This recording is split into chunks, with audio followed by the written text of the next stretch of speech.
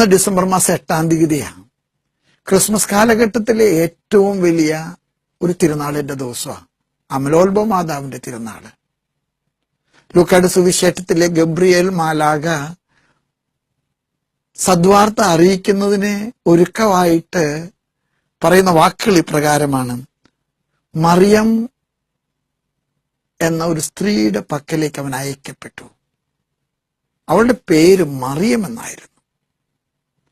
മറിയം എന്ന വാക്ക് മനോഹരമായിട്ടുള്ള അർത്ഥസമ്പുഷ്ടമായിട്ടുള്ള ഒരു പ്രയോഗമാണ്. മറിയം എന്ന വാക്കിന് ഒരുപാട് അർത്ഥങ്ങളുണ്ട്. പക്ഷെ എനിക്കതിൽ ഏറ്റവും ഇഷ്ടപ്പെട്ട അർത്ഥം ദൈവത്തിന് ഏറ്റവും ഇഷ്ടപ്പെട്ടവള്, ദൈവത്തിന് ഏറ്റവും പ്രസാദകരമായിട്ടുള്ളവള്, ഏറ്റവും വൈശിഷ്ട്യമുള്ള ഒരു ജീവിതം. അതുകൊണ്ട് തന്നെ മാലാഖ അവളെ കുറിച്ച് പറഞ്ഞത്, നന്മ നിറഞ്ഞവളെ നിനക്ക് സ്വസ്തി. സ്നേഹമുള്ളവരെ, നമ്മുടെ ജീവിതത്തിലെ ഈ നന്മയുടെ ഒരു പൂക്കാലമാകട്ടെ ഈ ക്രിസ്മസ് കാലഘട്ടം. മറിയത്തെ കർമ്മൽ എന്ന് വിളിക്കുന്നുണ്ട്. കാർമൽ നമുക്കറിയാം ഒരു മലയാണ്.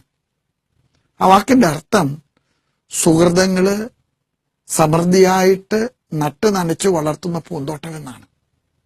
ഈ ക്രിസ്മസ് കാലഘട്ടം പരിശുദ്ധ അമലോത്ഭവ മാതാവിന്റെ തിരുനാൾ കൊണ്ടാടുന്ന ഈ നല്ല ദിവസം നമുക്ക് മറിയത്തെ പോലെ ദൈവത്തിന്റെ മുൻപിൽ ഇഷ്ടപ്പെട്ടവരാകാം, നന്മ നിറഞ്ഞവരാകാം. നമുക്ക് നമ്മുടെ വ്യക്തിത്വത്തെ ഏറ്റവും വിശേഷപ്പെട്ടതാക്കാൻ പരിശ്രമിക്കാം. നമ്മൾ സുഹൃതങ്ങൾ കൊണ്ട് സമ്പന്നമായ ഒരു കാർമൽ തോട്ടം പോലെ നമ്മുടെ ജീവിതത്തെ ആക്കി തീർക്കണം.